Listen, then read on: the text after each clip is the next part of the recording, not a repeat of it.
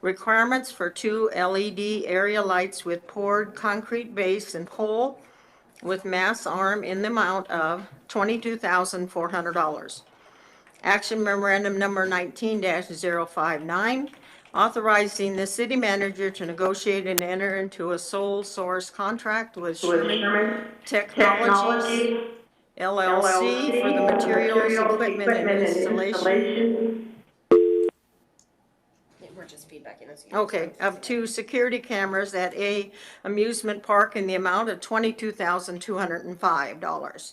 Action memorandum number 19-060, authorizing city manager to execute a contract for the construction of the 2019 airfield safety improvement project to Dirt Works Incorporated in the amount of $858,190.80, contingent upon receiving a Federal Aviation Administration grant, and authorizing the city manager to accept and execute such grant from the Federal Aviation Administration for the airport improvement project in the amount of $937,980 when offered.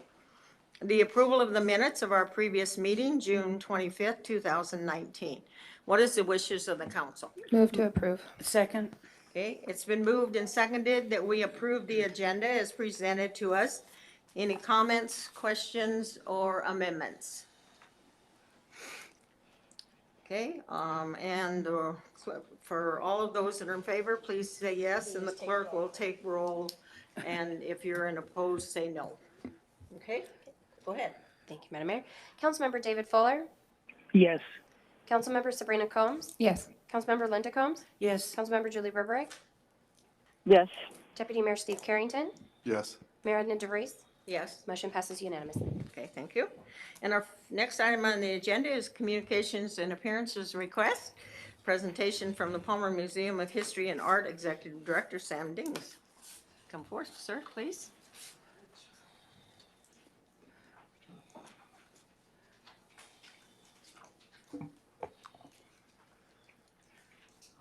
All right. Hello, I'm Sam Dinges, the director over at the Palmer Museum and Visitor Center. I'm just going to give you guys a quick update on how things have been going this year and how they compare to last year. Uh-oh, do I have the timer today? Oh, okay. All right. We talked about it. It's your usual. Putting you. All right. So the Palmer Museum of History and Art is a 501c3 nonprofit, and we oversee the museum and visitor center services contracts for the city of Palmer, based out of the little log cabin across from the library. So on the museum side, we manage Palmer's historic collection, which is mostly owned by the city of Palmer. We give tours of the historic district. We put on different exhibits throughout the year. And basically try and preserve and promote the history of Palmer to the best of our ability. Some highlights from the museum side this year. We have an intern working on our photo project. We've been working on trying to digitize our collection of about 10,000 photos of historic Palmer and get that up online in a searchable database format. I don't know that we're going to get all 10,000 up this year, but by the end of the year, we're expecting to have several hundred online, and not just a bunch of photos on a website, but searchable. And when you click on the photo, there's information on the people in there, information on where and when it was taken. So that's a big project, but we're hoping it'll enhance our services, get us out of those four little walls. And for the exhibit side, this year we introduced our new Artist of the Week exhibit. So we've been having a different Palmer artist come into the museum every week and present their work. Their work hangs in the museum for about a week, and they get to come on Friday during the Friday Fling and talk to the usually about 500 people that come through the building about their work and their process and all that. We've got folks all the way from 16 to 70 participating in that, so I think it's been a good success. On the visitor center side, the big thing that we provide is frontline staff, which in the tourism industry, frontline staff are visitor center employees or booking agents or the like, who people come to for information about what do you do in the area. So we provide information about the city of Palmer. We market the city of Palmer to the rest of the state and to travelers coming from outside. And our big development in that last year was the Palmer Visitor Guide. I think I sent a handful of these lovely little orange books for you. So we changed a few things in the visitor guide this year. We updated the map, made it a little more legible, made it a little more cute and artsy, I think, to represent Palmer just a bit better there. Added some day plan itineraries and organized the information a little differently. We're looking to add a few new things this next year. We're hoping to get garden tours of Palmer and some other things on our maps in there. This has been a great resource. We distribute 30,000 of them around the state. And I think what makes it a good resource for Palmer and for us is that when we have trifolds and print-offs and information that's in the visitor center, that's wonderful for the people who come, between 9 and 6 when we're open. But it doesn't do a lot for people who haven't gotten to Palmer yet, or people who might be thinking about passing through Palmer but don't know what's there. This book gets distributed to all the visitor centers around the state, 30,000 of them a year. And so we have a lot of people coming into town with the book in hand, and they come in, and instead of, well, I have 2 hours in Palmer, what can I do? It's okay, we were planning on spending our day in town, but I want some clarification on this, that, and the other thing. So I think it's bringing a lot more people to Palmer. I think it's certainly doing a lot for making folks aware. And I'd like to throw out a thank you to our former visitor services coordinator, Brooke Steinke. Some of you know she's the one who put this project together and got it started and developed last year and this year's guide. So that's the visitor guide. I could talk about that for a lot longer, but the visitor guide is part of kind of our push to turn Palmer into a destination rather than a stop, especially for large tour companies right now. The perception is that Palmer is a bathroom stop on the way to Copper Center or on the way to Valdez or Denali or whatnot. Our aim is to change that perception and try and bring more people into the town, more merchandise, or more money into the town, especially during this time with the state's finances. And to that end, this has kind of been the print marketing of this. We're also starting a web version in collaboration with the Palmer Chamber called the Visit Palmer Project. So that'll be similar to this. It'll be a website, web directory, web itinerary. So we are working on developing that because this reaches people in state. That'll hopefully reach people before they get to the state. So next level of marketing there. All right, for events, we've had 3 Untold Stories events so far this year at the museum. We had the Midsummer Garden and Art Fair, supported generously in part by a $2,000 community grant from the city of Palmer. Thank you guys again for that. I'm still collecting a little bit of information from our vendors for the final grant report from that, but the preliminary from last weekend's event was we had just over 2,000 attendees. We had 76 vendors, all garden, arts and crafts, or food related. And we had a 100%, we got feedback from all of our vendors that they were all satisfied to highly satisfied with sales and turnout. We're still compiling some of the feedback from attendees, but it has been mostly positive so far. And let's see, of course, the fair, we had our standard lineup of vendors out on the green, live music on 3 different stages featuring over a dozen local music acts, and then workshops on gardening and art in the library, the museum green, under the pavilion, all over the place. We also had the Palmer Wine Walk this year. That's our annual fundraiser for the museum. And I think it was pretty successful. All the businesses who came along certainly appreciated it. Miss Linda Combs, I wanted to apologize to you. I didn't see you for tickets this year, and I think with how quickly they sold out, we're going to have to do a better job of notifying our lifetime members. Yeah. It was a big success. We sold out in just about 1 day. So now that's pretty awesome for an annual fundraiser and for revenue for the museum. For tourism, who's come to Palmer so far this year? This year we've had Through the museum, 17,500 odd tourists, including 4,300 on 186 buses as of yesterday. That's tourists who have come to the Palmer Visitor Center.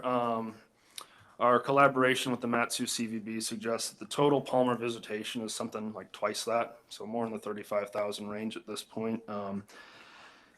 We are a little slower than last year. We have about 40 more buses so far this year, and a few hundred more people than we did last year, but as might be expected by the construction for our roads, we've had about 1,300 fewer independent travelers, so fewer RVs, fewer cars.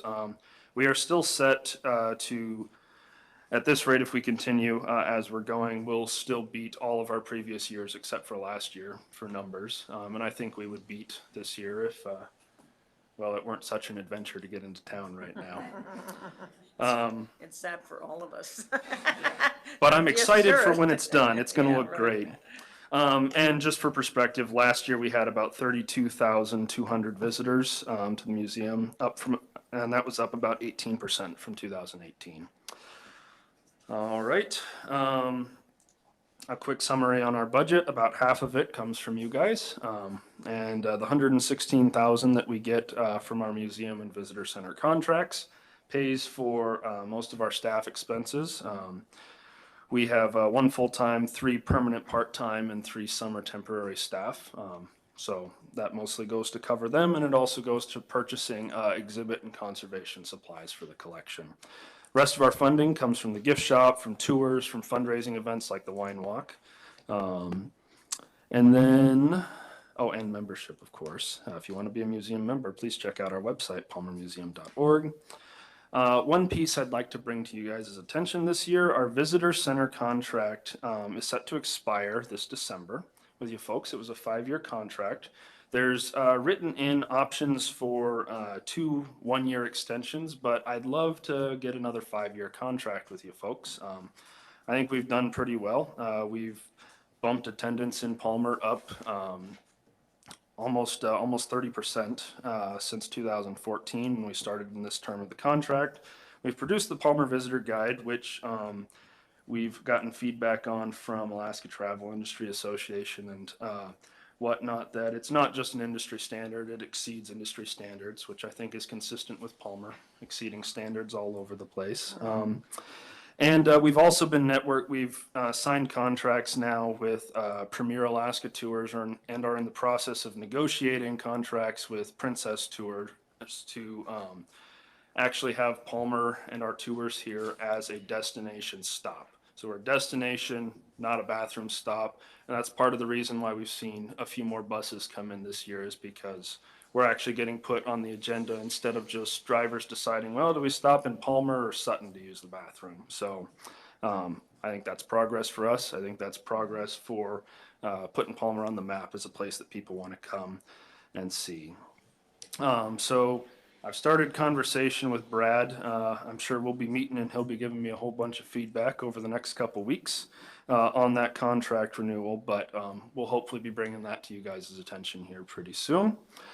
And then looking to the future, we were inspired by you guys' feedback campaign that you've been doing for the city. So we're going to try and figure out what Palmer wants out of its museum. So we'll be launching a month-long survey in August to try and gauge public perception of the museum, what people want to see programming or exhibit-wise from the museum, what visitor center services people want to see what we can do for Palmer to improve that perception.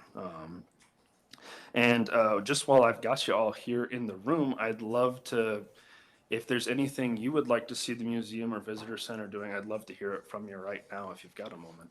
Okay. Does anyone have any comments or questions or anything?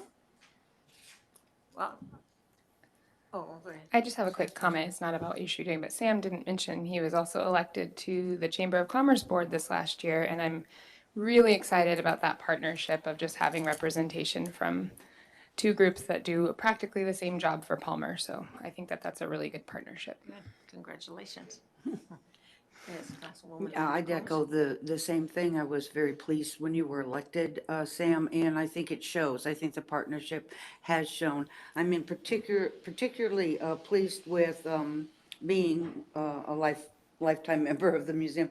The, the innovation that you've done. I think this Artist of the Week thing is going to, it's going to surprise all of us, I believe, as how popular it is. So thank you for that. Does anybody online have a question or comment? I have nothing. Okay. No, ma'am. Okay, thank you. One of the questions I was thinking about when I was thinking about you coming was, do you get any kind of feedback, like when somebody either on the bus or stops in individually and they said, oh, well, I came to Palmer because I thought maybe you were going to do this, or you had this to show, or something like that. And have you gotten any comments like that at all?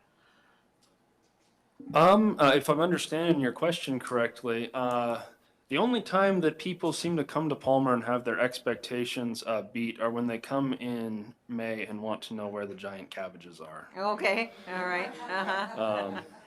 So other than that, which we can't quite deliver, no, I'd say generally our feedback, although this is allegorical, our feedback is, people are impressed by Palmer and What we have. the CVB and us last year. The number one comment we were getting was, I wish I had budgeted more time to spend Well, in this that's town. excellent. So, Good, good, good. Yeah, Arthur Keys and I had talked, like probably about a year ago regarding, when the buses were here, being able to take them out into the Springer system and see, some of the fields or something like that. Or, maybe see some places where, some of the larger vegetables or just any vegetables are being grown or sold or something like that. Is that anything within the contracts that you're talking about to do any expansion, or would there be a desire, you think, for that? I think there would be. Right now, our contract is for our walking tour of the Okay. city of Palmer. As to doing a farm tour with larger buses, I think that would be great. I do have volunteers who would be interested in sort of that sort of thing. However, we do have a successful farm tour business Right. out here in Palmer, Alaska Right. Farm Tours, run by Margaret Adsit. Right. And I know that she has spent the last couple of years buttering up the bus companies and getting a Right. few Yeah, out there. I would not want to step on her toes in that way. But as far as promoting that loop in general, though, if you take a look at our visitor guide pullout map, we do have a page in there that says, here's a farm drive that goes around the loop, and we have some of the historic Right. barns marked on there. right. As far as the bus companies go, though, I'm not opposed to considering that direction, but I certainly wouldn't want to get in the way of a private Right, tour yeah. operator Or already. if you could just even put in a good word for hers or something. Oh, yes. Yeah, because I don't know how her tours right now line up with the bus schedule. And so there probably would need to be some organization there. Yes. And Councilwoman. Margaret is on the board for the museum, so that could be a That good is correct. partnership. I mean, I know she's on the board, so we don't necessarily want to, but Right, no. it would be a really good partnership as far as promotion, Yeah. because there are a lot of people No, that I ask for wasn't that. thinking Oh, about yeah. something instead of. You're I was right. thinking in addition to. Complimentary. Because, if you have that many buses coming in, she probably's not gonna be able to handle that many buses, so you'd need some additional help and stuff, so, Okay. anyway, yeah. And, Thank you for because the that. other thing we were talking about, Arthur and I were talking about, is having some signs out there, like you said, on your map, you say, okay, this is a farm, tour, so people may not recognize what that field is, they just driven by, or they're getting ready to drive by, or something like that. And that was one of the things we were talking about, was having some signs, okay, and, this is wheat, or this is, the hay, or, whatever, and that kind of thing, so, anyway. That's okay. great. That's a conversation I'd love to have with the farmers and the people who own the barns out there on Sure. the Springer system. Yeah, good. Thank you for that. Yeah, no problem. Anyone else have any other comments, questions, input? Okay, if not, thank you again. You have any parting comments? Thank you guys again for continuing to fund the museum. I like to think we're doing some good work here in town, and I really appreciate your time tonight. Yep, thank you. Okay, the next item on our agenda is reports. Mr. City Manager, you want to Thank you, Madam Mayor. report? So tonight's report is our quarterly or semi-annual update on how we're doing in finances. The top half that's colored is our revenue. I think this is through June 30th. So you see is a lot more green in June than we saw in January and February. So we're ahead of our projection by 383,000 when you look at the column there for June, where it says the difference. That's the difference between what we thought we would get and what we're getting. But a note to that is the borough, I'll call it an early payment, overpaid us for the first half of taxes. So they'll get caught up and will be 157,000 will work its way out. So that was about basically overpayment of 150,000. But it still keeps us well above our projection. The other piece is even though we've seen anecdotally that traffic in downtown has gone down some. When you look at sales tax revenues, you can see that we raised our projection this year because we thought we'd have more sales, but we're well over that projection by 60,000 overall. Last month in June, you can see it was 3,000 over, which we've been 5 figures either over or under. So last month the projection piece was pretty close, but when you look at the 6-month aggregate, we're over in sales tax. So again, even with the construction, we're still seeing folks are spending money in Palmer. The second half is the expenditures through June. Again, this is 50%.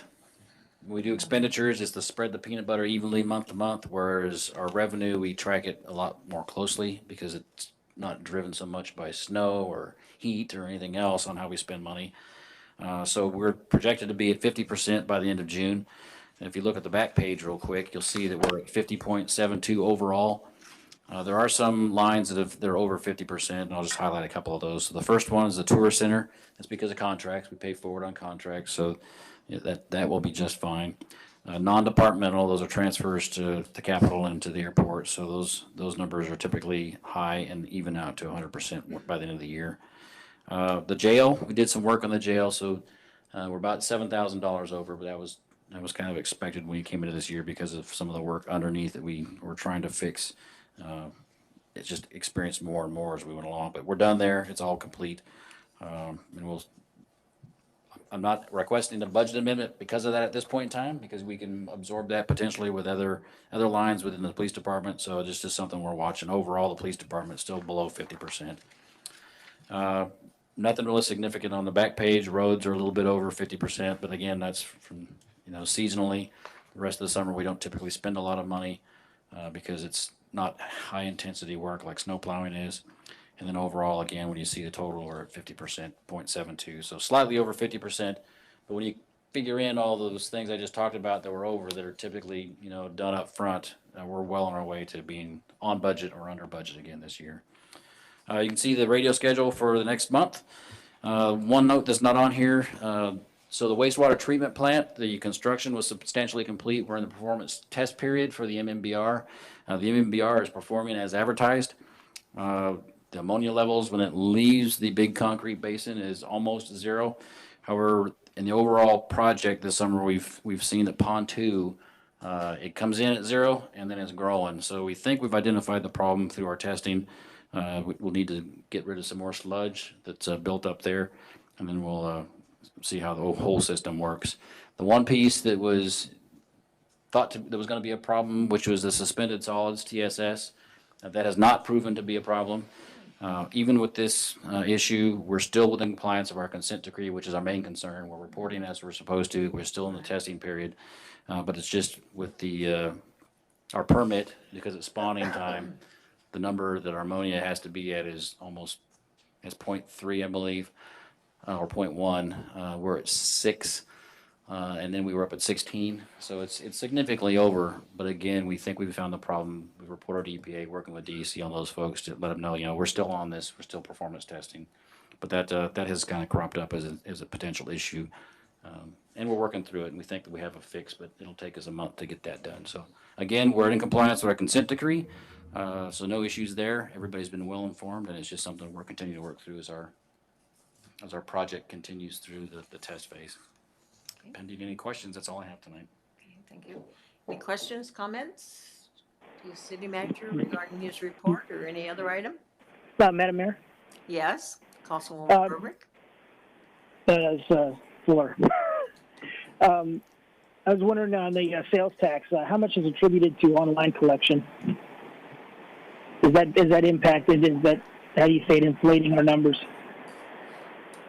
It's a new, so it's something new for us, the numbers that we have. I haven't looked at detail to see if that's what has caused our increase, but my initial assessment is no, that's not the bulk of it. I think grocery sales, when I looked at it in some detail, our grocery sales are significantly high portion of our sales tax, and they're remaining a high portion, so they've been over as a single category is really what's carrying the day here.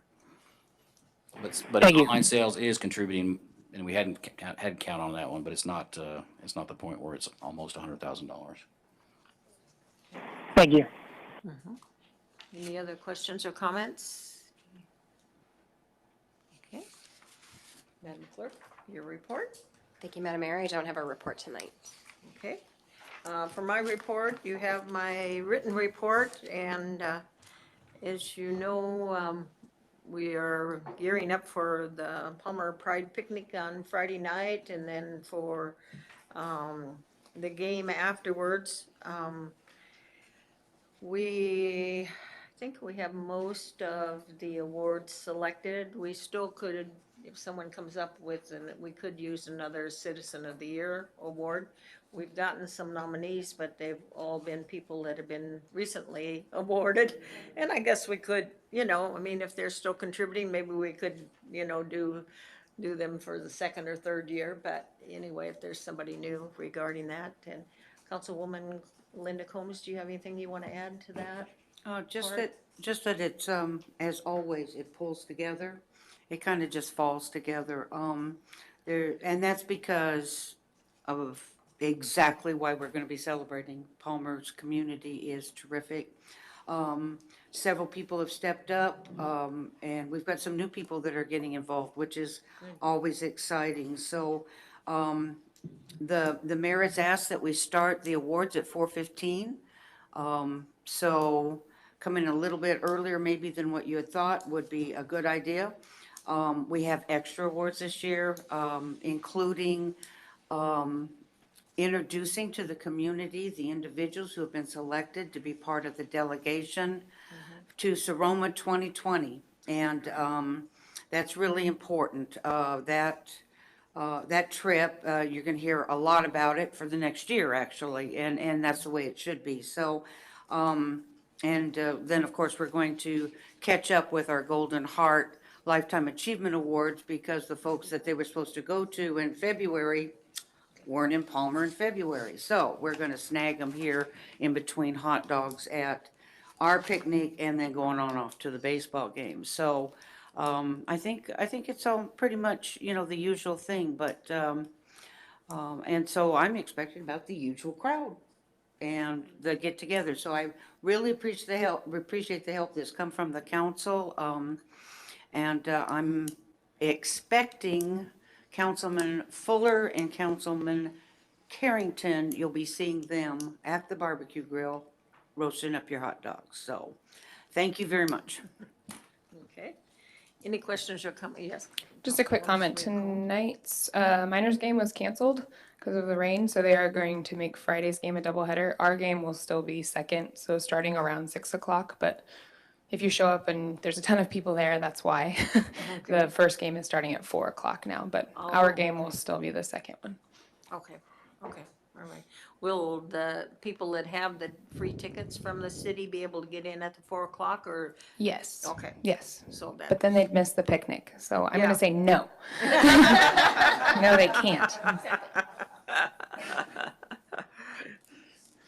so, okay, well, we don't want to make the announcement then at the depot, right, saying the game is on. If they win, we're not going to say nothing until Yeah. 5 minutes to 6 or something, so people Yeah. don't take off. As a note, though, it will be 2 7-inning games, so that 6 o'clock game will be a little shorter. Okay. Any other questions or comments regarding my report or anything else that's going on in the city? Sure, absolutely, sir. Big week. Go ahead. So this is to the minors game. We're still looking for a city representative to throw the first pitch out. So I've done it my turn. The mayor's thrown a pitch out for baseball already, and it's open to any other council member that would like to throw the first pitch out. I nominate Norma Alley. Thanks. Pass that down. Okay, anything else? Okay. The next item is city attorney's report. Mike, do you have? No report, thank you. The next item on our agenda is audience participation. Anyone in the audience can come forth and address the council. 3 minutes if you're representing yourself, 5 minutes if you're representing a group, and you can talk to the council about anything that's on the agenda or anything else that's you want to talk to the council about. So with that, audience participation is now open.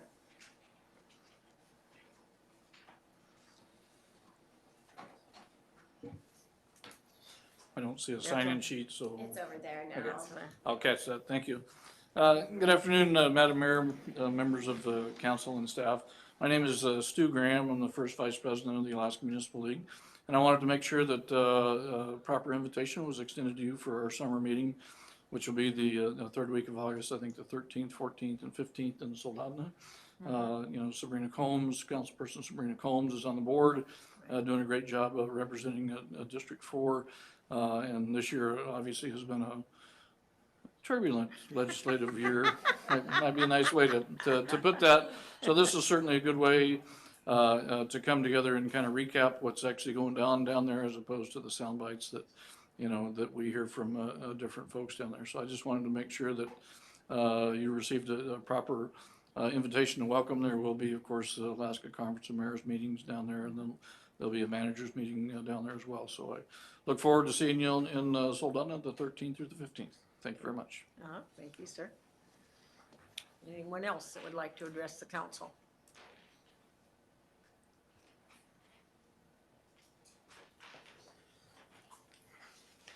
Good evening, Todd Smolden with the Mat-Su Office of the Governor.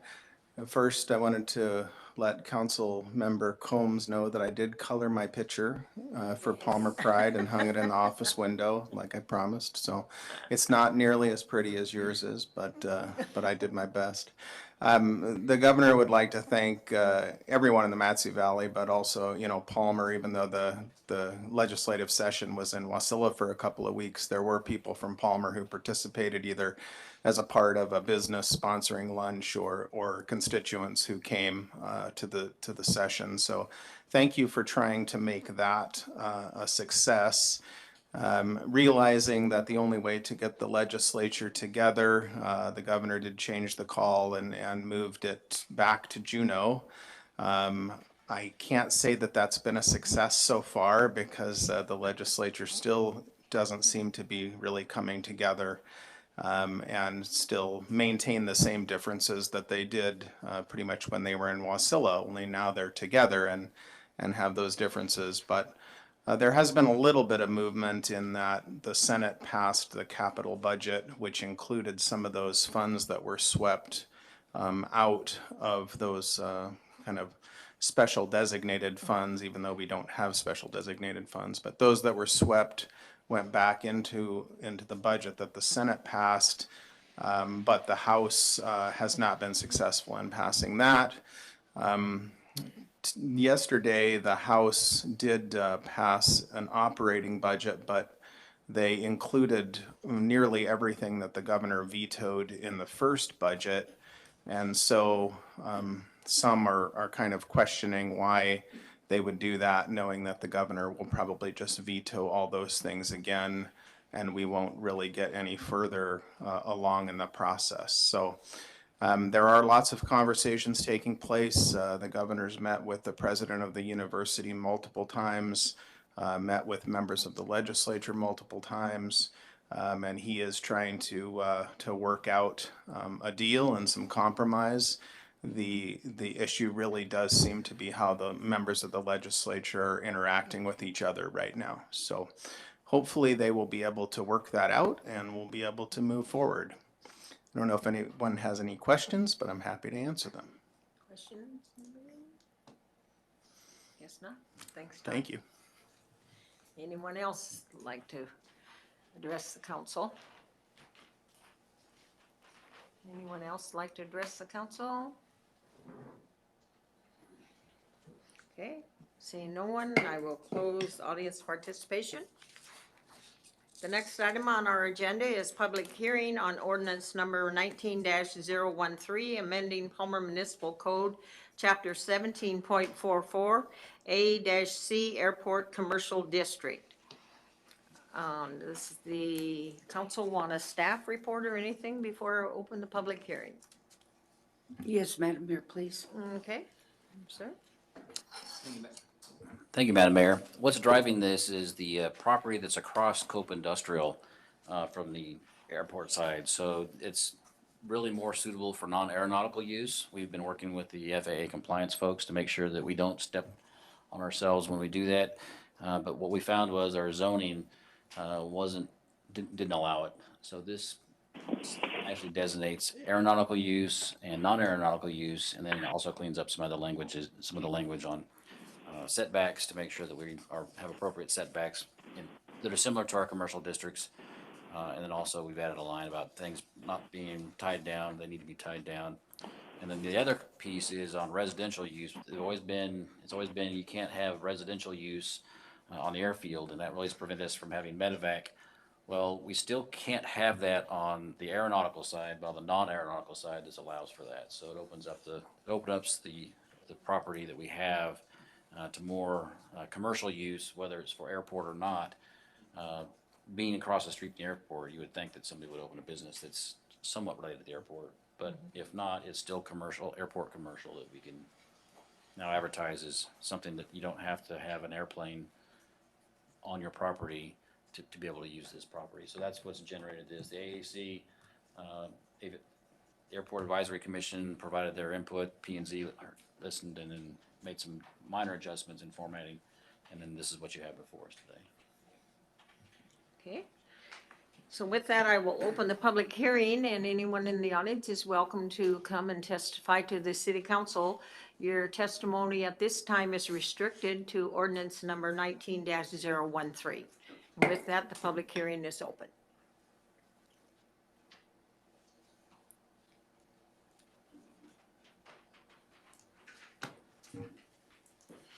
For the record, Richard Best, a citizen of Palmer. I'm also a member of the Airport Advisory Commission, and I'd like to point out that this, when it did come before the Airport Advisory Commission, that it was a unanimous to send the request onto the P&Z, and we think it's the appropriate modification for the city. Okay, thank you. Anyone else would like to address this ordinance? Does council have any objections to me closing the public hearing? Close. So with that, I will close the public hearing on ordinance number 19-013. What is the wishes of the council? Move to approve. Second. Okay, it's been moved and seconded that we approve ordinance 19-013. Comments, questions, or amendments to the motion? Madam Mayor, Yeah. I just was reminded after having asked for staff report, I think it was excellent work on the airport advisories part. It shows exactly how this should work, going to planning and zoning, making sure everything is squared around, and then bringing it to the council. The process worked beautifully, and I can appreciate that very much. So I'm definitely in support of this. Okay. Yeah, Councilman Carrington? Thank you, Madam Mayor. I'd just like to echo that. Just remembering some of the interesting issues that we may have had in the past with the airport and stuff. I think this is very nicely, carefully done. The process has gone through and hit all of the things that we need to hit, and I'm very good step forward for us. Thank you.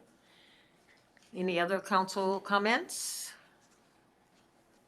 Online, anyone have a comment? No, ma'am. Did he say yes? No, No, okay. no, ma'am, and no. Okay. Alrighty, so if you're in favor of the ordinance, yes, and if not, no, and the clerk will read the roll. Thank you, Madam Mayor. Councilmember David Fuller, Yes. Councilmember Sabrina Combs. Yes. Councilmember Linda Combs, Yes. Councilmember Julie Berberick, Yes. Deputy Mayor Steve Carrington, Yes. Mayor Edna DeVries. Yes, Motion passes unanimously. thank you. The next item under public hearing is ordinance number 19-014, amending Palmer Municipal Code Section 17.89.020 definitions, 17.89.030 short-term rental classifications, and 17.89.070 standards relating to short-term rentals. Does anyone want a staff report before we open the public hearing? Okay, if not, then I will open the public hearing on ordinance 19-014. And this is, if you're going to address the council, is specifically on this ordinance. Yes, sir. Thank you for the opportunity to speak. Mike Malevsky. I'm a resident of the city of Palmer, 325 East Fireweed Avenue. I appreciate the efforts that have been made to clarify something that appeared to be a little unclear in terms of length of time that a person could occupy a short-term rental.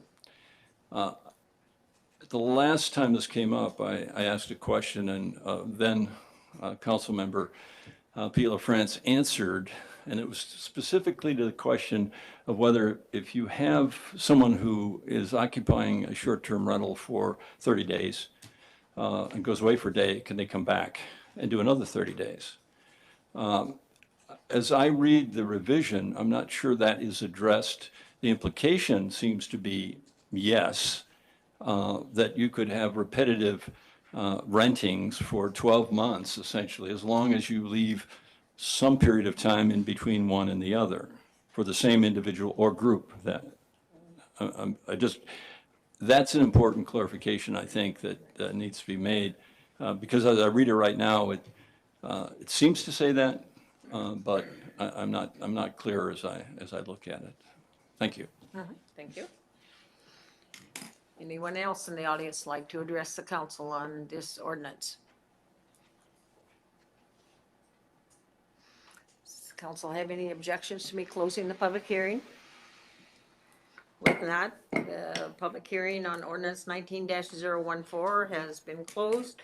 What is the wishes of the council? Move to approve. Second. Okay, it's been moved and seconded that we approve ordinance number 19-014. Questions, comments, or amendments to the motion? Councilwoman Linda Combs. I might have a question. Has the situation that Mr. Molesky has brought to our attention, is it solved in this language? Go ahead, sir.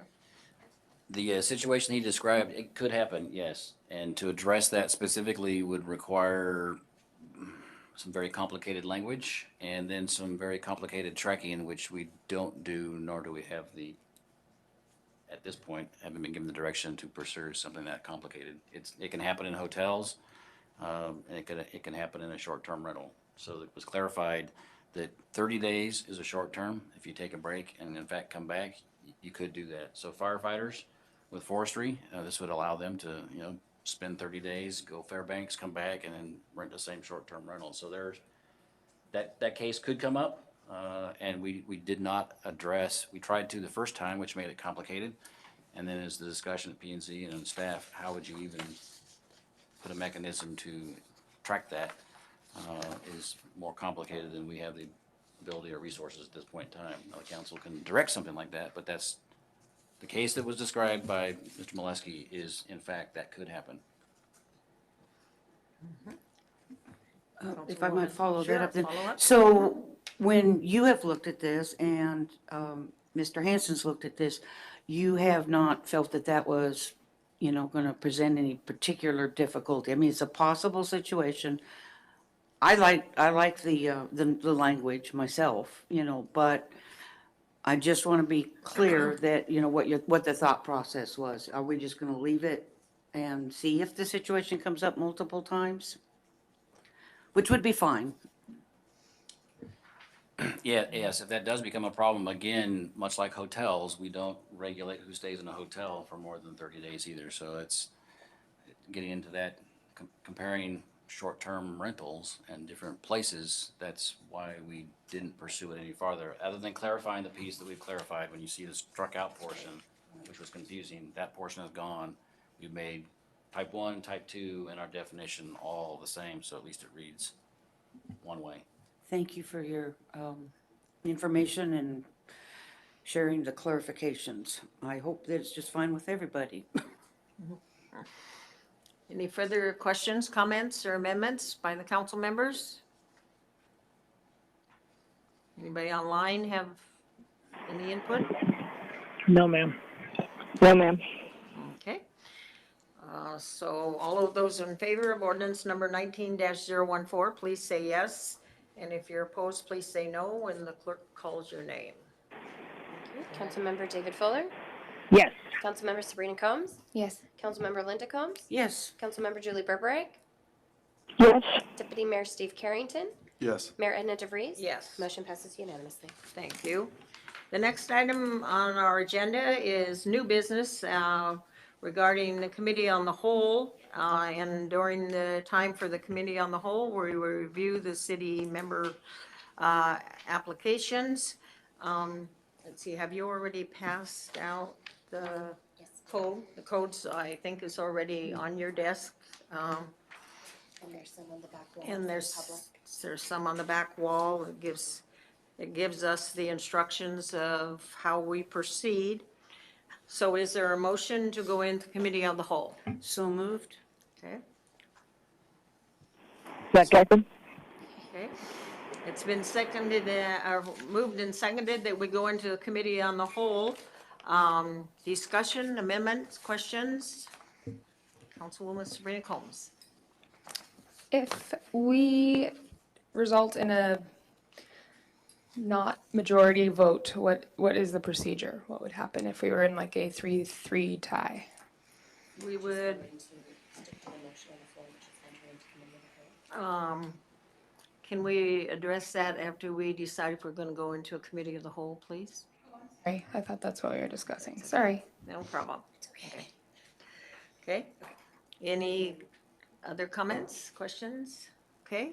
If you're in favor of the motion, please say yes when the clerk calls your name. If not, please say no. Madam Clerk? Councilmember David Fuller, Yes. Councilmember Sabrina Combs, Yes. Councilmember Linda Combs, Yes, Councilmember Julie Berberag, Yes. Deputy Mayor Steve Carrington, Yes. Mayor Edna DeVries. Yes. Madam Mayor, we've entered into committee of the whole. Okay, so we're committee of the whole. Let me take care of a couple housekeeping, and then we will get there. We have been notified by Larry Hill that he has asked for his application to be withdrawn. And I don't think we have anything since that, right? I have not received anything since regarding him, that's right. Regarding him, okay. And then also, how did we decide to pronounce his name? Iman Mr. Chaudhry? Chaudhry, that's what we're gonna do, okay. Had sent an email earlier this afternoon to the clerk saying that he was not feeling well and had not been able to go to work today, and so he asked to be excused tonight, and he said he would understand if his application was not able to be moved forward because he was not here to. And of course, that was one of the considerations we asked, that they be here so that we could interview them. So, and I guess we can go ahead. If it ends up being a tie 3-3, we will just continue, we'll take a number of votes and to see, and if it's deadlocked 3-3, then if there's other applicants that somebody would like to nominate, to go into nominations to have, you know, a third person or third and fourth person voted on at that time. And then the alternative is, we could just reset, we could adjourn this meeting and have another meeting, a special meeting on August 6th. Because the way the code reads, if you want to read the first part of the code sheet that you have, that under A, the first part talks about the notice of the publication, and the clerk has met that requirement. And then where it starts not later than, you see that? Not later than 45 days after the seat is declared vacant, and we declared the seat vacant on June 26th. The council shall appoint from among the applicants a qualified person to fill the vacant seat. And 45 days will be August 10th.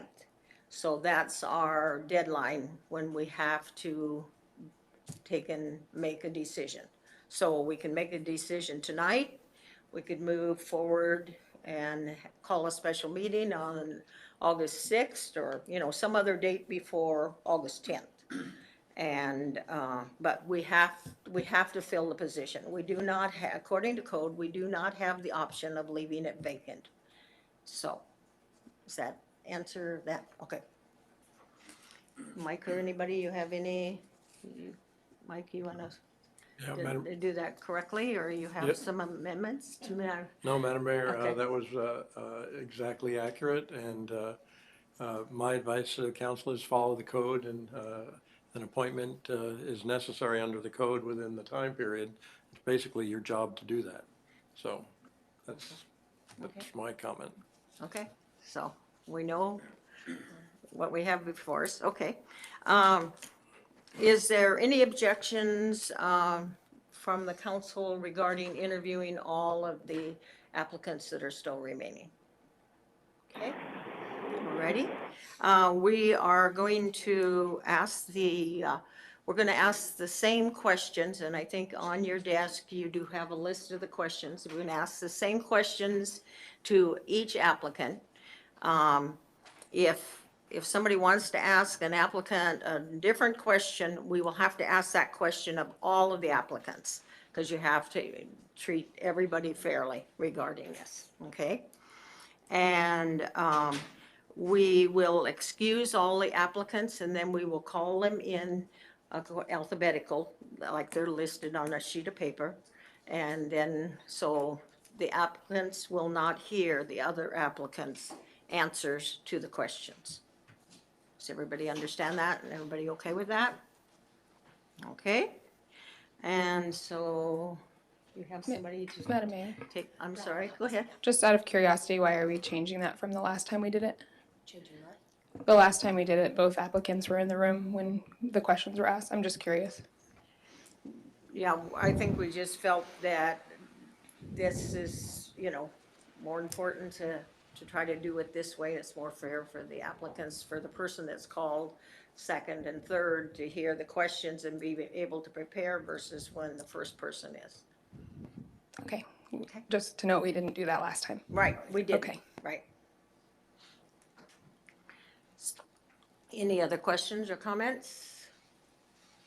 Okay, so you have someone to take the applicant? Brad will help us with that. Oh, Brad's going to take you. Okay, I think all of you know Brad, right? So he'll take you.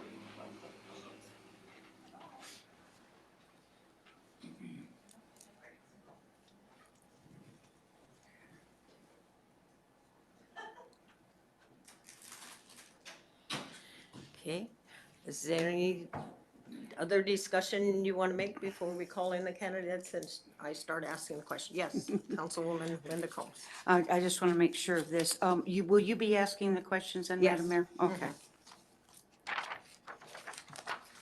Any other questions, comments? Are we ready, Councilman Steve Carrington? I was just wondering, I wasn't clear on what order you mentioned, a list or something of what The order we in? alphabetical according to last name, and it's on, you have, oh, they don't have this page. alphabetical. Oh, I know the other, one other, I'm sorry, did you say something? One of the other things we talked about, was if we should tell them, as I read the question, you have like between 3 and 5 minutes to answer that question. Do you want to make that time longer or shorter? Or does it matter? Do you think it'll make a difference or what? Is that okay? I don't know if we do have any long-winded candidates, you know? I think that's something we should know.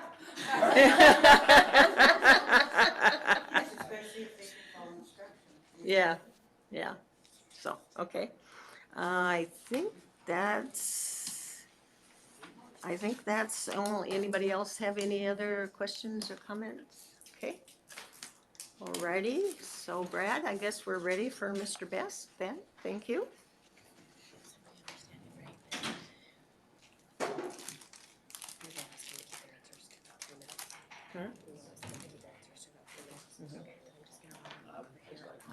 Oh, okay, Okay, okay. because I can't display the questions plus the timer at the same time. Okay, So Okay. I have the questions right. but the clerk's got, why don't you go ahead and do that, and so everybody in the audience can hear too what you're Oh, going to yeah, be yeah. sort of doing.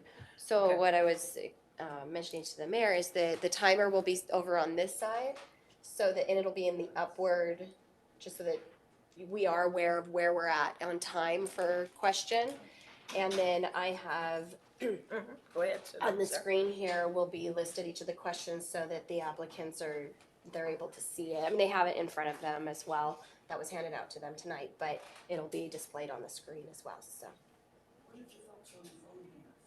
They were emailed the packet that was before you, so they have the appointment, Palmer Municipal Code. That's an excellent question, because by code, we need to provide that to them. So they do have the questions in front of them and the municipal code, that appointment, so what the applicant sees and what you have, they got. And Councilmember Fuller picked up hard copies as well this morning, so he has it in hard copy form. Okay, good evening. We have 4 questions. We're going to ask the same 4 questions to all of the applicants. I will read the question. We'll ask you to keep your answer between 3 and 5 minutes. There'll be a clock up there, and the questions will be up there on the screen. So, okay? So the first question is, tell us about yourself. Thank you, Madam Mayor and Council. For the record, I am Richard Best. I live at 1150 Jocelyn Lane here in Palmer. I've lived in Palmer since 1999. I was born and raised here in Alaska, down on the Kenai Peninsula. Myself, I have 25 years in the engineering industry. I'm no longer in that field. I work for the Alaska State Legislature as an employee for a legislator, and that is my professional experience. My experience with the city was first started on planning and zoning many years ago, and spent 4.5 years on planning and zoning, then spent 12 years on the city council, where I was deputy mayor for several of those years. I have also been on the Board of Economic Development. I've also been on I am currently on the Airport Advisory Commission, and I have served this community continuously for probably close to the last 17 years. I'm a father of 2, married, and I think that's pretty much it. Involved in many different organizations and whatnot throughout the city. Right. The next question is, what do you feel is the most critical issue facing the city of Palmer today? The most critical thing for this position, or just in general? It doesn't say. Okay. And we're going to keep the questions the same for every applicant, so I don't feel I can do some kind of, explanation for you. Okay. So just Fair- take it fair- at face value and go from there. Fair enough, I appreciate that. Mhm. And I'll answer it then in two parts. Sure. Currently, right now, the city of Palmer is, the most critical thing is to fill this seat because it is a requirement of the code to have this filled. And I think that the position itself, because of the short period that it is, that it doesn't give any leeway for a learning curve. And of the applicants, I believe that I am the most qualified to the current status of the city with the, as it is pertaining to codes, process, decisions that have been made over the last 12 years. But as it pertains to an at-large of the city, growth is the most, you know, the most critical issue that is impacting the city right now.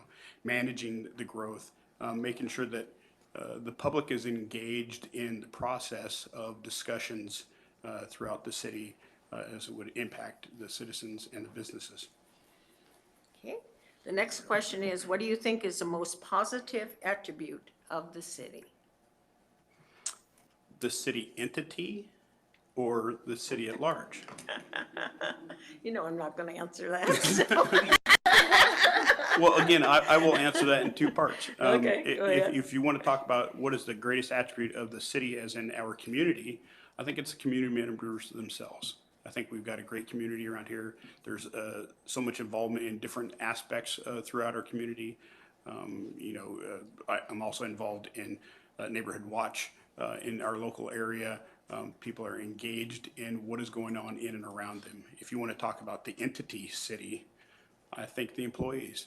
I think the folks that you have hired, I was a part in hiring many folks here of the manager and the attorney, that aspect of it, and the city clerk as well. Also, then the employees that have been hired up and have been working here for many years and new hires.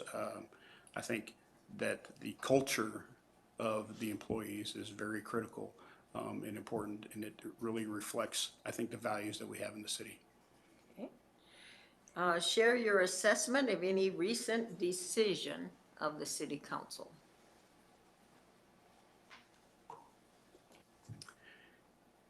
You know, my assessment of one that kind of struck me was the art installation on the crosswalk. And I'm indifferent of whether or not it should have gone in or whatnot. I have always been somebody who has talked about process, that I feel that if a process that is that we currently have at the city is followed, that the community can get behind whatever decision that this body makes. That you're not going to satisfy everybody all the time, but at least the process, if the proper process is followed, then you can have input, you can have a transparency of the actions, and I think that is very important. I think the manner in which that it was brought before council, where the public was not informed, was not on the agenda, the action had taken, and the public didn't have an opportunity to have any comment, was a little disconcerting to me. And I'm still not certain that federal guidelines had been properly questioned, and that is the duty of the council, is to question things, to protect the city entity and therefore the citizens from any additional expense for a lawsuit later on down the road. If somebody gets injured in that crosswalk, and I've seen photos of folks on Facebook lying down in the crosswalk, snapping selfies on that art installation and taking photos of them, you know, staging things, walking across it.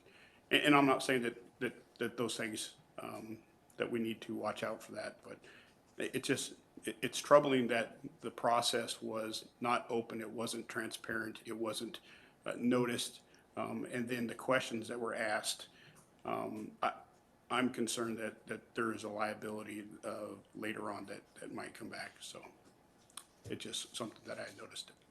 Okay. All righty. Well, we thank you, sir, for your answers. You may be excused.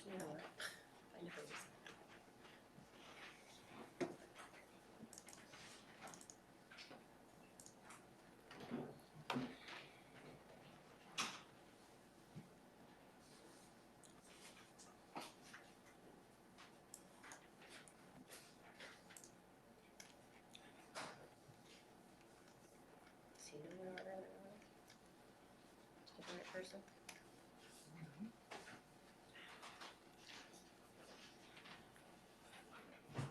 Okay.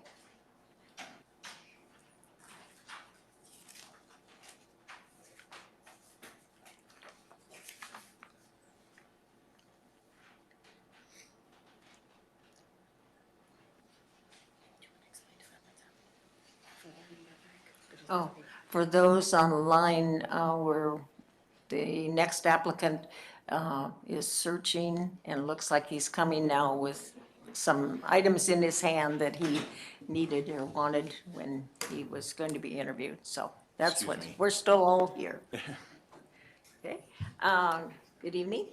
Good evening. We're going to ask you 4 questions. The 4 questions are the same that's asked to every applicant. Don't ask me to explain what I mean, because I will refuse to do that. And we would like you to keep your answers to between 3 and 5 minutes for each question. Not a problem. The time will be up there and the question will be on the screen. And so the first question is, tell us about yourself.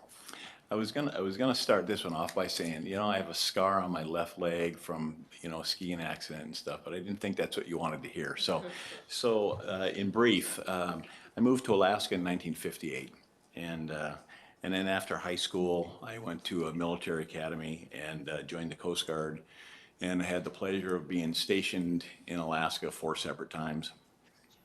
And at the end of that time, my wife and I purchased the Just So fabric store, and that was in 1993. And we actually held the business until like 2016. Being a small business owner in Palmer, you know, really brought us closer to the community. We were members of the Colony Christmas and Colony Days Committee. And during Colony Days, we hung over 100 quilts on the buildings in town. My wife resurrected Friday Fling to what it is today. I was a chamber member, and then I became a board member, and then subsequent to that, I became president of the chamber. At the same time, I was on P&Z and moved up to the council when you left, and then I became president. I was also on the AML board, where I became president of AML, and then became mayor of Palmer. I was also chairman of the Palmer Economic Development Committee, and I was Palmer Citizen of the Year in 1999. So that's pretty much in a nutshell, you know. Okay, so you're ready for the next question? Absolutely. Okay. What do you feel is the most critical issue facing the city of Palmer today? I think that with the budget cuts and what I call the 4-lane bypass that's being built currently, that the city needs to continue to be proactive in continuing to build on Palmer's strengths, which are the sense of community, the natural beauty, and the quality of life. The need to seek out new businesses and work hard to keep those that we have here is paramount. The city needs to continue to work on the quality of living issues. Back then, we called it urban revitalization. More walking paths, lighted crosswalks, more community involvement. We need to ensure that Palmer remains Alaska at its best. That's it. Okay. I'm ready for the next one. All right, the next question is, what do you think is the most positive attribute of the city? Well, you know, as we all know and we all believe, Palmer's a great town. You know, I absolutely love Palmer. It's got a lot of great activities, Colony Days, Colony Christmas, Friday Fling, the State Fair, the garden, the museum, you know, great local shops and a great history. Palmer actually epitomizes the theme of Alaska at its best. It's a beautiful location with a beautiful visitor center. It's got a great golf course, and I don't know if you remember, it was featured in Golf Magazine. And the small town atmosphere, you know, with all these attributes is actually what draws people to town. And I've always professed that this is the best city in which we need to live, work, and play. Thank you. The last question is, share your assessment of any recent decision of the city council. You know, there's been a lot of contentious issues over the number of years. You know, zoning, LID, paving, animals, drug task force, pay and benefit increases, annexation, recently plastic bags.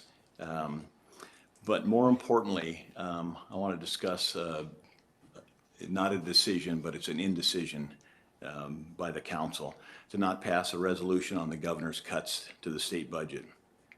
Whether you're for or against it, the council should have taken a stand as the cuts affect a lot of the citizens of Palmer.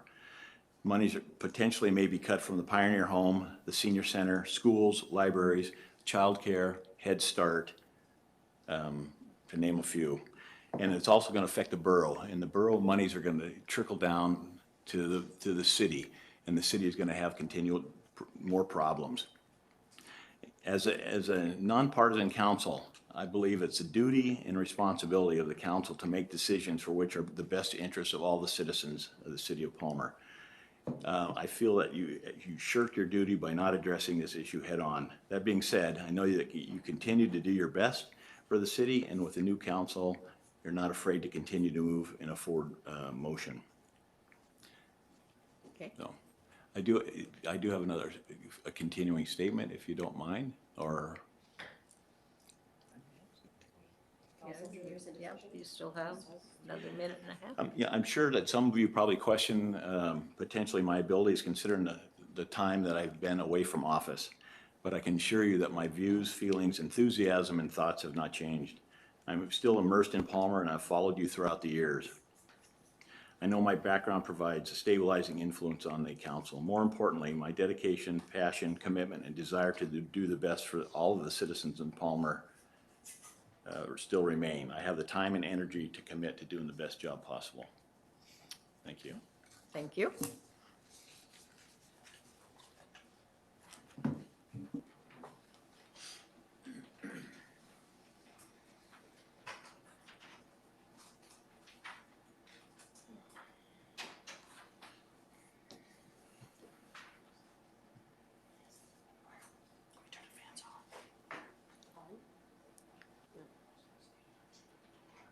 Circulate the air. Oh, yeah. Out there. I thought you asked. Yeah, come sit down. I'm going to ask the same 4 questions to you as we asked, yes, to all the other candidates. We're asking everyone to limit their time to answering each question to 3 to 5 minutes. And don't ask me to expand on any question or what the question means, because I will not be able to state anything other than the question to you, so we keep a level playing field for all of the applicants, okay? So, the first question is, tell us about yourself. And your light went off, so if you'll turn your light back on, ma'am. There you go. Jill Valerius. I moved here 15 and a half years ago from northern Minnesota. Spent my youth growing up in Minnesota and Wisconsin pretty much equivalently. I'm a physician. I trained in Minnesota and spent some time working in emergency rooms and urgent care centers before I came here. When I came here, I started a job with Capstone Family Medicine, and I was there for 10 and a half years until just 5 years ago in May, and opened my own clinic here in Palmer. And part of the evolution of that has just been an evolution of my own education, my interaction with patients, and kind of my interaction with our changing environment, if you will. I have done a lot of studying in functional and integrative medicine and spent a considerable amount of time helping people to create health and wellness. And so I really feel that in terms of myself and my view on things from a physician standpoint, when we move away from diagnosing and prescribing problems to actually listening, empowering, and educating patients, we actually can create health. And I think we can do the same thing in communities as well as just looking at problems from a different way, and maybe the way things that have always been, maybe we need to look at things a little bit differently. What do you feel is the most critical issue facing the city of Palmer today? I think that the most critical issue is growth and fiscal responsibility for our community. We need to continue to assess our expenditures and access revenue streams, things like what Sam was talking about in terms of using the attributes that we have here, our history, agriculture, those kind of things. I think being able to be fiscally responsible about what we need to manage in terms of utilities, different city expenditures, I think is of utmost importance, but also being able to really help control our growth or actually guide our growth in a way that will enhance continued growth for the city, and so that we can be, you know, a successful city to bring new people in, new businesses in here, and tourism in here. What do you think is the most positive attribute of the city? I think that the most positive attribute of this city is our history and our downtown. And I would say that based on the fact that the history that we have here really distinguishes us from some of the other communities. The colonists, the way we've used that, the way we have colony days and colony Christmas, and the art fair, as well as the state fair here. So I think that the history in our little downtown that we've cultivated are our most positive attributes. Share your assessment of any recent decision of the city council. So thinking about a recent decision back in May of 2018, I am a proponent of and happy with what happened with the plastic bag ban. I think that that is positive for our city. It's a positive for the state, and it moves us environmentally in the right direction. And then, of course, the other thing would be the fact that May is Bike Month. Okay, all righty, thank you. So you're excused. And I think you can just well stay in the room because Brad's going to bring in the other two people also. Yes, please. That's right. Yeah, right.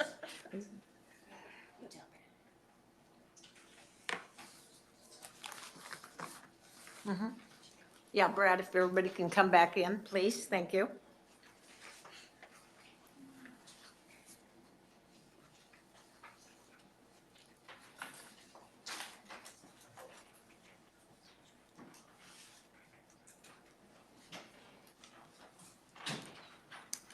Okay, all of the applicants present have been interviewed, and we've asked them to return to the council chambers.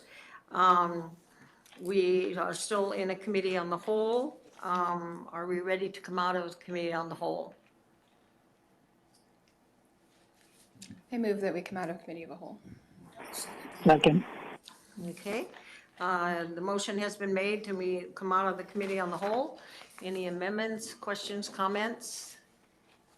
Okay, when the clerk calls your name, if you will answer yes if you're in agreement with the motion, no if you are opposed to the motion. Madam Clerk. Thank you. Councilmember David Fuller. Yes. Councilmember Sabrina Combs. Yes. Councilmember Linda Combs. Yes. Councilmember Julie Berberay. Deputy Mayor Steve Carrington. Yes. Mayor Edna DeVries. Yes. So we are now on a committee of the whole. The next item is the selection of the city council member. And so we will ask for nominations. And Councilman Steve Carrington? I guess in recognition of the qualifications of all of them, I would like to nominate all three of the ones we interviewed. Okay. Second. So all three have been nominated. I know it's sort of futile, but I think parliamentary procedure does require that I ask if there are any more nominations. It does. Crazy. Right? We're good. Yeah. So I have to do that? Do I? Just call it out. There's no one else to nominate, so. Well, we have But you're one other right. person. Oh, that is true. Just because This. an applicant isn't here to interview, we could still consider the one Right. person. You're correct. Right. Thank you for that. So are there any other nominations? Are there any other nominations? Okay. So, we have all three of the people that have applied and we have interviewed. So I will close nominations and I have a few instructions here. All members of the council get one vote and may only vote for one nominee. The nominees' names will be called in alphabetical order by last name. The city clerk will note the votes, and when voting, please turn on your mic light and say yes for the person that you want to vote for.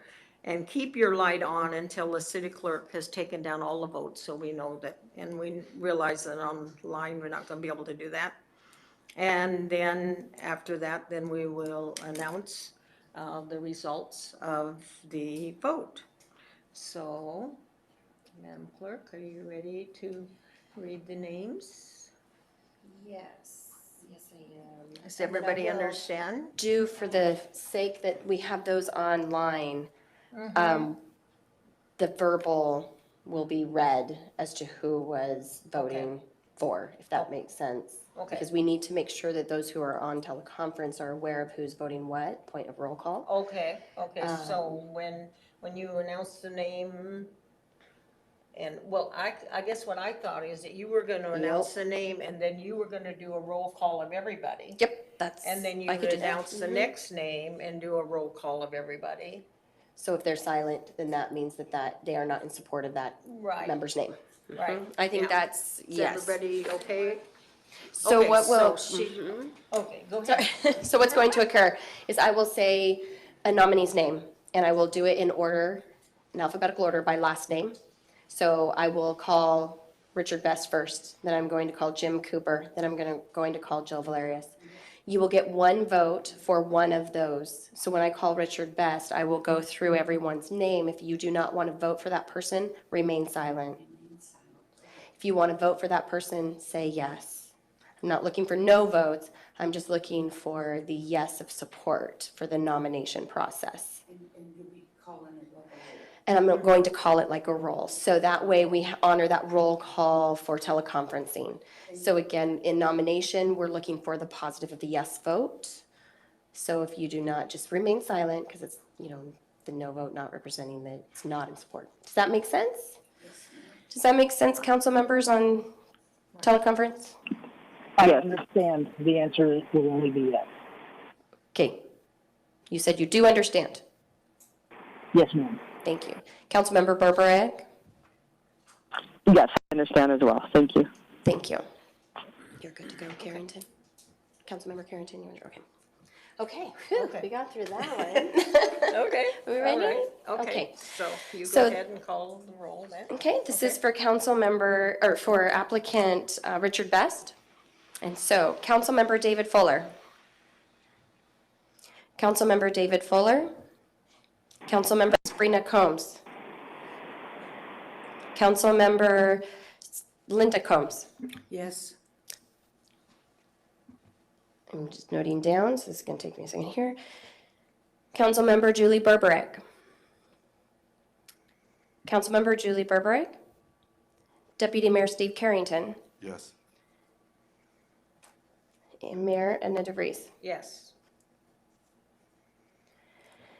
For James Cooper, because Councilmember Linda Combs, Councilmember Deputy Mayor Steve Carrington, and Mayor DeVries have already voted, you are not able to vote twice. I will not call your roll on this round. Okay, understand. Applicant James Cooper, so Councilmember David Fuller. Councilmember Sabrina Combs. Councilmember Julie Berberek. Okay. Noted, there was not a vote in support for James Cooper. Applicant Jill Valerius. Councilmember David Fuller. Yes. Councilmember Sabrina Combs. Yes. Councilmember Julie Berberick. So at this time, Madam Mayor, we have 3 in support of applicant Richard Best and 3 in support of applicant Jill Valerius. Okay, all right. See, so nobody's received 4 votes. As you all know, we have to have 4 votes. Any action the council takes has to have 4 votes. And we did have 3 nominees, and we do have the 2 top vote getters. And so, yes, we will vote one more time, and then we will, and if it stays the same, then we can maybe ask if we want to ask those 2 additional questions. And of course, the question that would be asked of one would have to be asked of the other. Is that going to meet the code and parliamentary procedure to proceed that way? Okay, all right. So the top 2 nominees are Richard and Jill. And so, Madam Clerk, do you want to call the roll again? And we'll do it the same way. Yes, or silent if you want. If you're not in favor, silent. If you are in favor, yes. Okay, so I will again do it in alphabetical order by last name. So starting with nominee Richard Best. So Councilmember David Fuller. Councilmember Sabrina Combs. Councilmember Linda Combs. Yes. Councilmember Julie Berberick. Deputy Mayor Steve Carrington. Yes. Mayor Edna DeVries. Yes. We have 3 votes for applicant or nominee Richard Best. Moving to nominee Jill Valerius. Councilmember David Fuller. Yes. Councilmember Sabrina Combs. Yes. Councilmember Julie Berberick. We are split again, 3-3. Okay, all right. So is any member of the council want to ask any additional questions of the 2 nominees? And if so, what is that question? Yeah, Councilwoman Sabrina Combs. My question is, do you feel your current employment or profession will prohibit you from attending council meetings in person on a regular basis? Okay, do you have that down? The question? Mm-hmm. And then you can type it up and put it up there.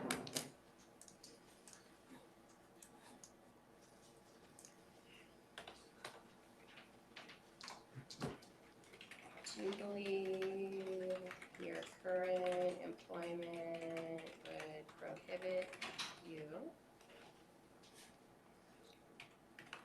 Would you like me to repeat it? Do you want me to repeat it? Yes, please.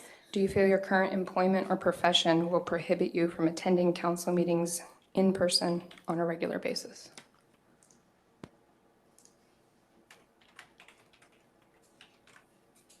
Prohibit you from attending. Regular. Do you feel your current employment or profession would prohibit you from attending? Prohibit you from regularly attending? Will prohibit you from attending council meetings in person on a regular basis? Thank you. Okay.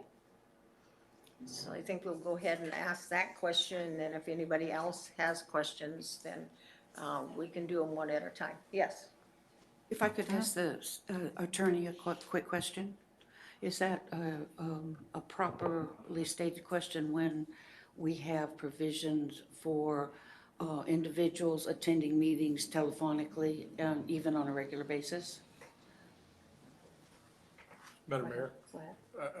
I mean, the code says you can address the applicants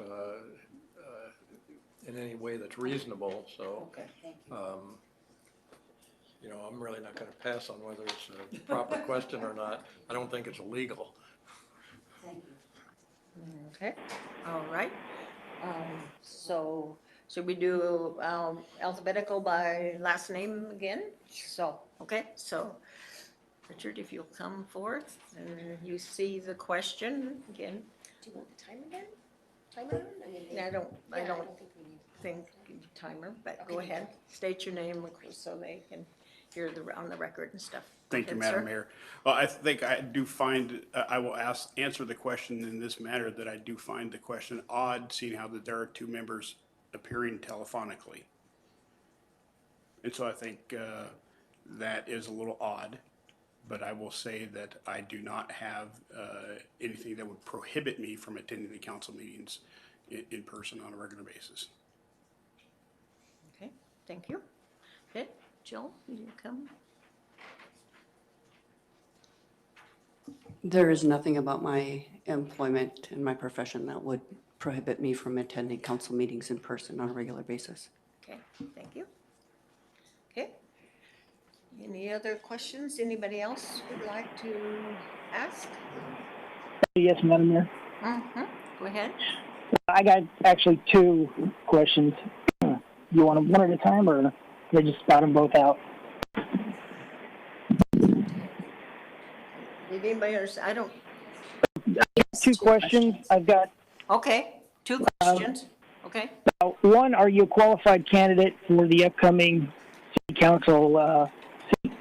And two, would your position, your current employment, create a conflict of interest with becoming a city of Palmer or city council member?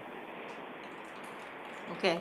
The clerk is typing them now, and then we'll read them to you to be sure that we have written them down correctly. Okay, go Okay, ahead. Councilmember Fuller, I have, are you a qualified candidate for the upcoming city council seat election, is what I heard? Yes, ma'am. Was that your, okay, and then the second one, I kind of did not remember. It says, your current employment Would your create would your current employment create a conflict of interest as a member of the Palmer City Council, or as a City of Palmer council member?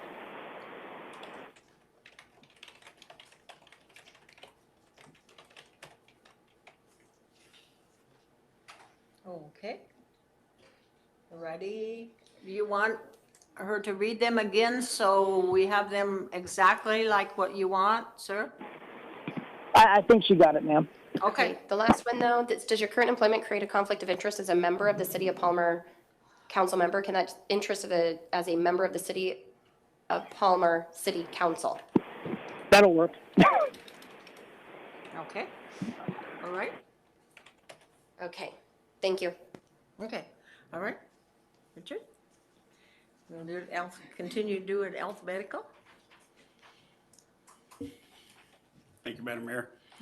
So the question is, are you a qualified candidate for the upcoming city council seat election? My question would be asking if I would qualify for, or the question is kind of vague in how it's asked. It has not closed yet, so that's also kind of vague as to how one would answer that. Paperwork has not been submitted. Could I qualify for? Sure. Okay. So that's All that right. first answer. Okay. Does your current employment create a conflict of interest as a member of the City of Palmer City Council? Many of us work in different jobs, and many of us have to declare when we have conflicts of interest. For my employment that I currently have, I have checked it over with Ledge Legal, that I have gotten a written opinion from Ledge Legal that it is not a conflict, that I am allowed to be here for this appointment and or run for a city council position if I so choose, or borough assembly as well, that it is not precedent setting, as the Madam Mayor sitting before us actually was on city council and working for a legislator several years ago while on city council, and also Senator Jesse Keel, who is with the last state legislature currently. He was previously a staffer for folks while he was on the Juneau Assembly. And so it is not a conflict of interest. When each of us as council members or as the mayor find themselves in a situation where the situation might create a conflict, there's also the process in which you announce that, and then the body would take the vote, so. Thank you.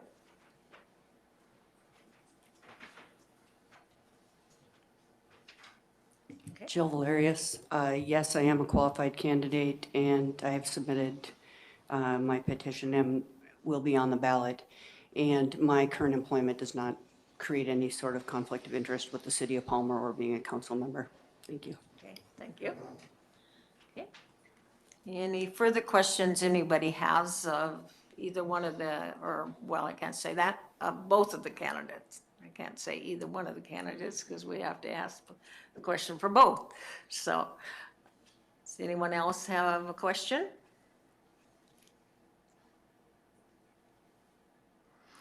So, council, what do you want to do? Do you want to have another vote? Do you want to call a special meeting? Do you want to have a recess and come back in 15 minutes?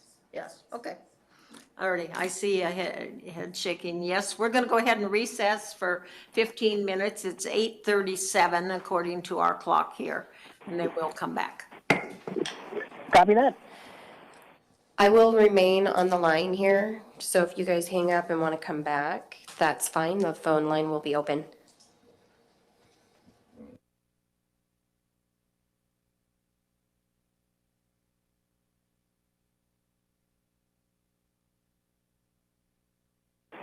Hey, Norma, I'm going to drop real quick and just take a quick bathroom break. That's fine. Yeah, that sounds good. Hey, thank you.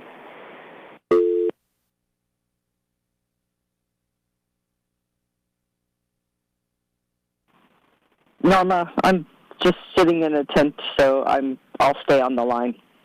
Okay, that sounds good. So I will remain as well. So I'm not, I won't be disconnecting. So you'll be fine, and then we'll be ready to go when we start back up.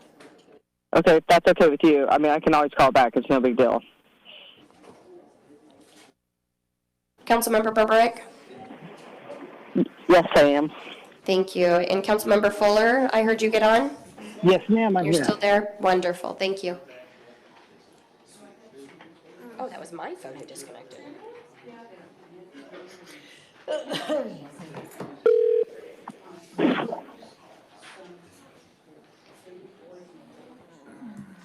So is the tape on? Or here she comes, okay.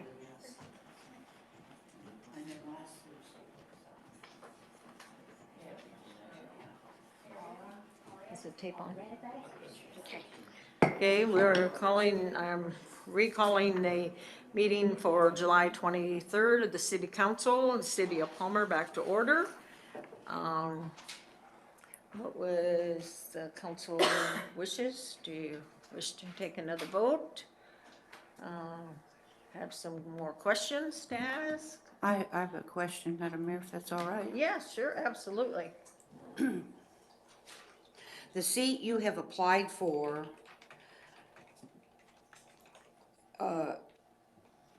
what's the word I want to use? The seat you have applied for consists of 70 to 77 days of service. What experience in city government do you offer that will make a difference for those 70 to 75 days? Okay.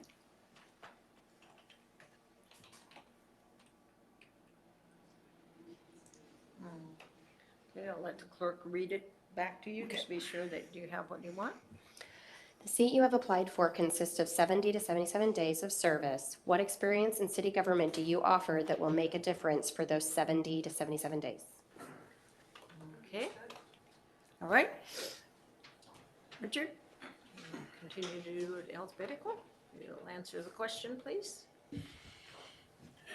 Thank you, Madam Mayor. The seat that I've applied for consists of 70, 77 days of the service. What experience in city government do you offer that will make a difference for those 70 to 77 days? 12 years on Palmer City Council, deputy mayor for several of those years. Been on the Planning and Zoning Commission 4.5 years collectively. Helped to guide the city when I was on Planning and Zoning through annexations, helped to rewrite many different city codes and ordinances. Been on the Airport Advisory Board and the Board of Economic Development, where Lots of robust discussions have happened in every single one of those. Been engaged in the business of serving in those different venues continuously for the last 17 years. Jill?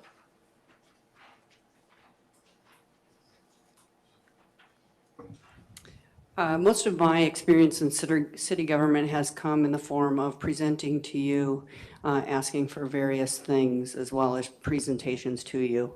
What experience that I have that I can bring is experience running a business, understanding how to work in the city of Palmer, and a different perspective.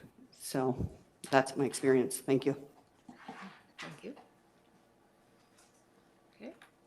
Any other questions anyone would like to ask the applicants?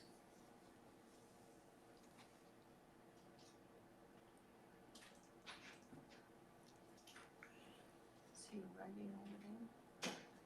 Are you writing over there or just making?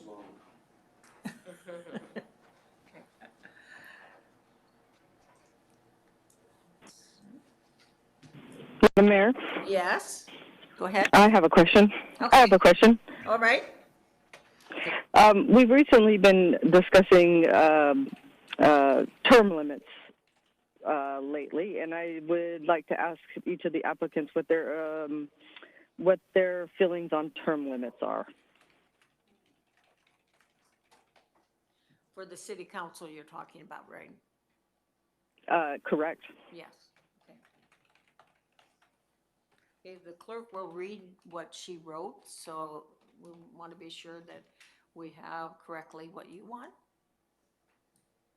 We've recently been discussing term limits lately. I know it's repetitive. That's what you say. We've recently been discussing term limits. What is your feeling on term limits for the city council? Is that accurately captured? Sure, yeah. Okay, thank you. Okay.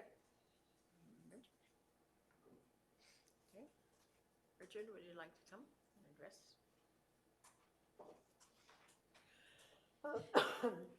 Thank you, Madam Mayor. We've recently been discussing term limits. What is your feelings on term limits for the city council? You know, if you look at the elections over the last 16 years inside city limits, the voters have often had choices to bring folks back, sometimes roll folks through. There hasn't been an election, to my recollection, that there hasn't been some change in the seat of the body.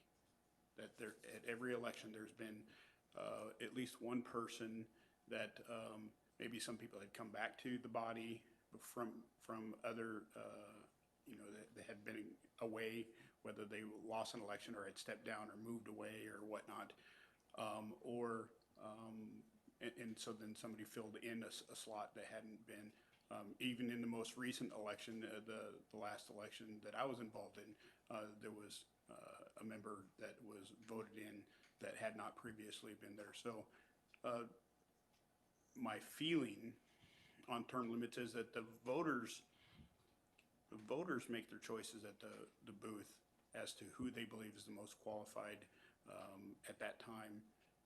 And so to limit the voters' choice based off of somebody who happens to have experience in it, I think the voters are wise enough and have enough acumen of their own to make their own choices. I think for this body to put it out there. Now, if it goes to the voters and the voters choose to have term limits, I think then that's what it is. But if the council to pass something to enforce a term limit on there, I don't think that'd be the correct decision. Jill?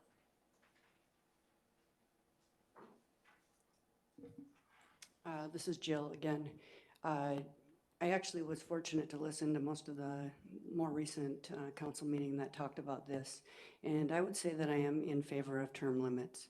I feel like if we're given an opportunity and we're elected by our peers or by our city, that at some point, I think it makes sense to turn things over a bit. You know, we can't solve problems with kind of the same thinking all the time. And when we can actually change people over, switch positions, if we can generate at least the interest in serving in council for people, I think that we can actually grow from it. I certainly see the depth and the succinctness of having people who have been on city council for a long time. That makes sense to me because they know how things function, but it's just like my life in medicine. You know what, there's a lot of things that we continue to do that really don't make sense anymore. So I really think that term limits can be a really good thing. Okay, thank you. Any further questions from anyone?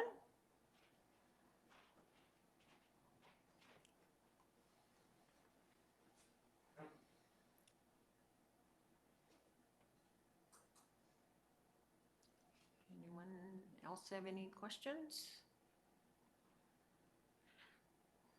Alrighty, so we've had a number of questions, we've had an at ease, so I think we probably will have another vote and see where we are. And then we will decide what the next step is at that time. So, Madam Clerk, if you will read the roll, similar to what we did before with the same understanding. Yes, that Does sounds good. everybody understand the rules for voting? Okay, go ahead. Councilmember David Fuller, this is for nominee Richard Best. If you want to vote to support that nomination, then say yes. Councilmember David Fuller. Councilmember Sabrina Combs. Councilmember Linda Combs. Yes. Councilmember Julie Berberick. Deputy Mayor Steve Carrington. Yes. Mayor Edna DeVries. Yes. 3 yeses. So this is for nominee Jill Valerius. I will only call the 3 that had not voted. Okay. Councilmember David Fuller. Yes. Councilmember Sabrina Combs. Yes. Councilmember Julie Berberick. Yes. 3 for that. Okay. For nominee Valerius. So we are still tied at 3-3. Anyone else want to ask some questions or make some comments?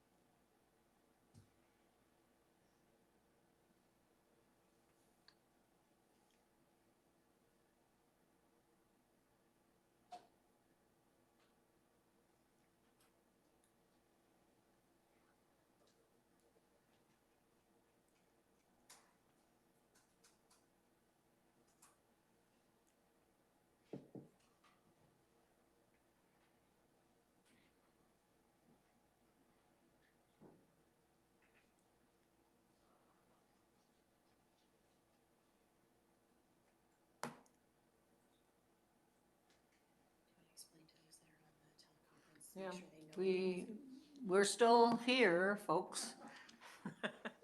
Nobody seems to want to say anything or ask any more questions or any comments? Madam Mayor. Yes, Councilwoman Linda Combs. It seems that we've had an abundant blessing in having highly qualified individuals apply for this short-term seat. It also appears that there is a difference in philosophies of between existing council members as to what qualifications suit a short-term presence on this council. I don't think taking another vote at this time is going to change anybody's minds. However, we have heard quite a bit from the candidates this evening. I don't know what you planned on doing with our notes that we took, but perhaps it is not a bad idea anyway to set a date and come back to this and have each council member study it and maybe reconsider what their philosophy is about, again, a short-term seat. Not during a budget session, et cetera, like that. However, in my opinion, somebody that can, walk into it and already knows the ropes and stuff is a good fit. But again, we could just reread perhaps what we've written down and think about it. So I would propose that we do that we at least consider walking away from the table and coming back and voting within the 45-day period of time so that we do our jobs, which is to seat someone in that seat. Right. So tonight is the 23rd, so for Tuesdays, there of course is next Tuesday, right? The 30th, would we have time to advertise? We would not have time to advertise a meeting. It would have to be the 6th. So it has to be the 6th. And, or let's see, the 10th is what day? It's Saturday. So it has to be done by, So it'll have to be done that week. it'll have to be done that week. So, So if we're looking at Tuesday, the 6th, right, sometime that week, in order for us to administratively get an agenda together, do the correct do the correct advertising. advertising and postings, that's correct. So we'd Right. have to wait until that following week, please. Mhm. It could be any day that week. BED is scheduled for the 5th, though, so Tuesday, Wednesday, Thursday, Friday, if you want to call it Friday, but Okay.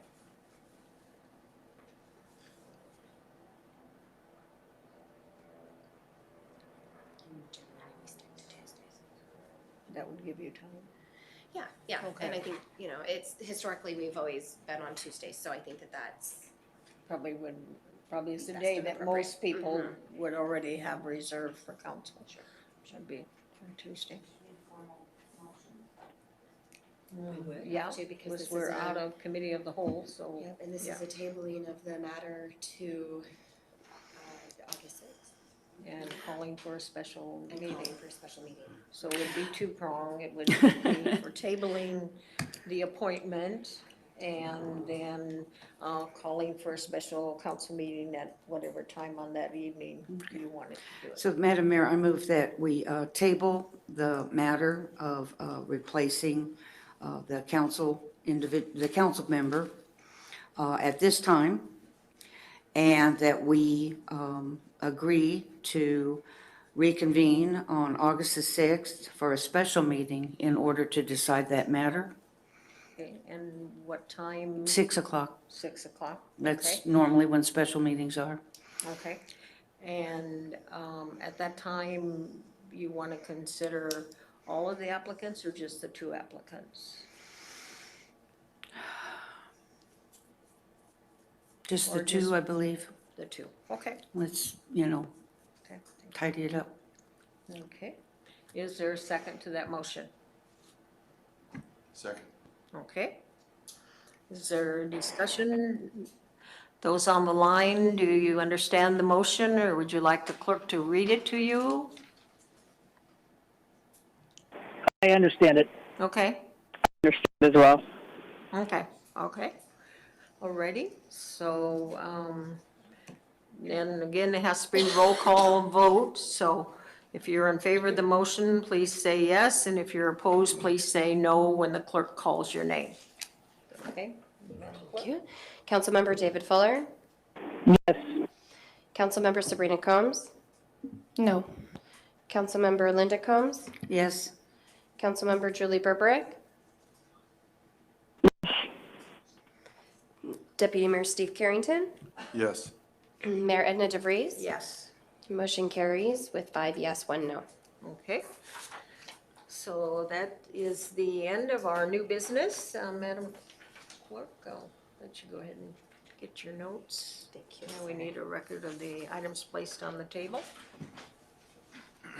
The records of items placed on the table is the Palmer Municipal Code appointment process and the questions for the candidates or the applicants. And brochure from, was No, that the for brochure that? was already in your packet. Oh, was, That's okay. a courtesy copy that was in a pretty fun binding, but it already was in your packet. Okay, okay, thank you. The next item on our agenda is audience participation. Anyone in the audience is welcome to come and testify to the city council. 3 minutes for representing yourself, 5 minutes you represent a group. Audience participation is now open. Thank you, Madam Mayor. Once again, I come forward with two points I'd like to make. Mike Malevsky, 325 East Fireweed Avenue here in the city. First one, I want to thank those responsible.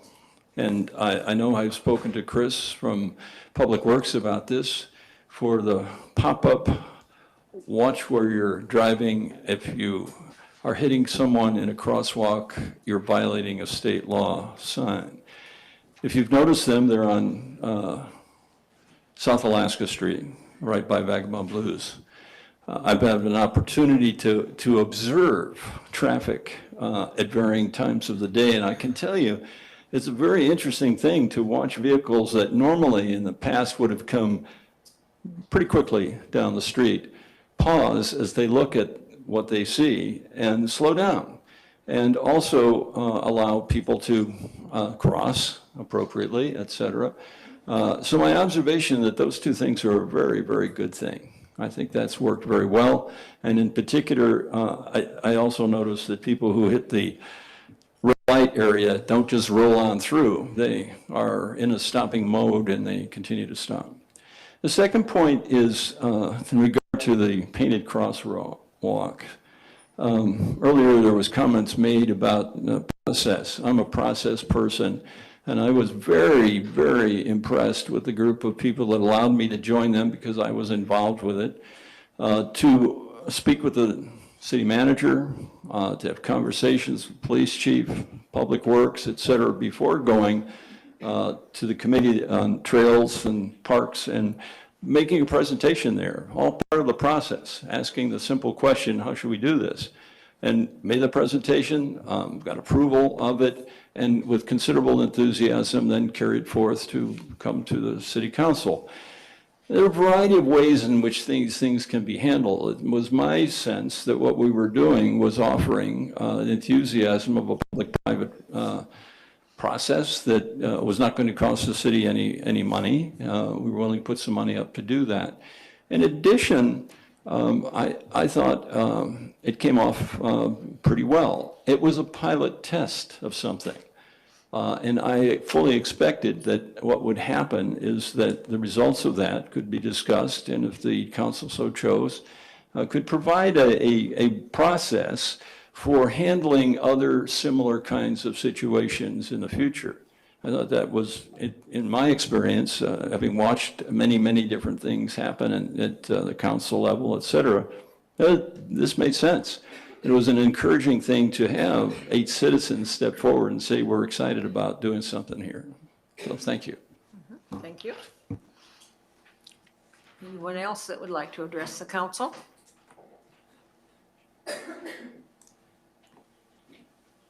Okay, seeing no one, I will close audience participation. And for council member comments, I will go to those online. Councilwoman Berberich, do you have comments? Thank you, Madam Mayor. It's 12:15 where I am, so no comments from me. Thank you. Good night. Councilman Fuller? Madam Mayor, yes, I have to get back to work, so thank you very much. Okay. Councilwoman Sabrina Combs? I just want to say thank you to Sam and the rest of the museum staff for everything that they're doing over there. That was a good presentation today. And also a thank you to everyone that put their name out there for this appointment. It's exciting to see people engaged and wanting to be a part of this council, so thank you. Councilwoman Linda Combs? Yes, I echo, when originally we had 5 names as applicants, it was through the community, it went, wow, you know, because everybody was impressed with that kind of desire to serve, and as I am. So you guys gave me plenty of time to talk about Palmer Pride earlier, but I will remind you to come have a hot dog. And listen to, and if you don't know, maybe you don't know some of the individuals that are going to be honored that day. And I do think that they deserve their time in the sun. So please come and help us.